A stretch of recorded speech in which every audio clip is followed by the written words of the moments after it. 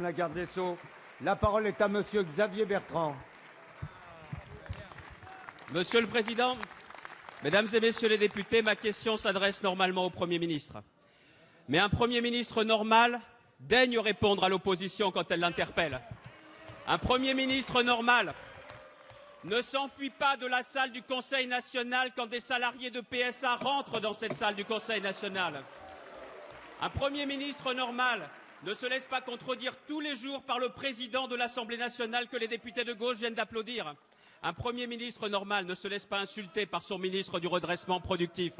Et un Premier ministre normal ne se laisse pas contredire par le ministre chargé des relations avec le gouvernement quand il s'agit de la publication de la déclaration de revenus des parlementaires. Alors, comme bien évidemment vous ne répondrez pas, je vous demande de transmettre ce message à celui qui dirige vraiment le gouvernement, au président de la République, pour que vous lui disiez, comme le disait M. Montebourg, que la France ne se dirige pas comme un conseil municipal. Dites-lui aussi, comme le disait M. Cherki, que la France ne se gouverne pas comme un conseil général. Dites-lui aussi qu'il n'est plus à la tête du Parti socialiste et qu'il ne s'agit pas de faire le dos rond, de faire plaisir à tout le monde et de rester enfermé dans son bureau pour gouverner la 5e puissance mondiale. Aujourd'hui, vous ne passerez pas autre chose comme ça, Monsieur le Premier ministre. Sur la question du mariage pour tous, François Mitterrand n'était pas obligé en 1984 de souhaiter qu'il y ait un référendum. En 1984, il a compris que la France serait profondément déchirée et que ça ne passerait pas comme ça. Alors effectivement, c'est maintenant qu'il faut un référendum pour donner le pouvoir au peuple. Sur toutes ces questions-là, si vous souhaitez réellement que les Français sortent de l'attitude qui est la leur, soit aujourd'hui ils sont exaspérés par la façon dont vous ne les respectez pas, soit ils sont inquiets pour l'avenir économique et social.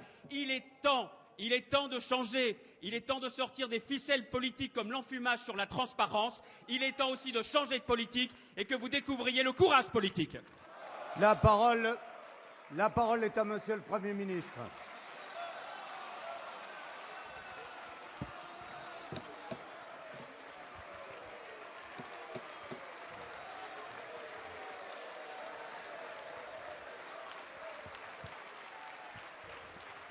Monsieur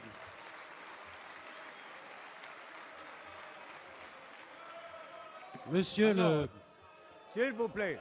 Président de l'Assemblée nationale, S'il vous plaît. Mesdames, Messieurs les députés, Monsieur le député, je vous connais bien. Vous avez été pratiquement 10 ans membre du gouvernement de droite. Vous avez une responsabilité dans la situation dans laquelle nous avons trouvé le pays. Vous demandez des comptes au gouvernement, vous en avez le droit. Mais ne laissez pas croire aux Français que 11 mois après, nous puissions régler 10 ans d'incurie, d'abandon, de conduite, de politique qui ont affaibli la France et dont vous avez la responsabilité. Alors oui, monsieur le député, le courage, c'est de rechercher la vérité et de la dire. C'est une phrase de Jean Jaurès et c'est ma référence.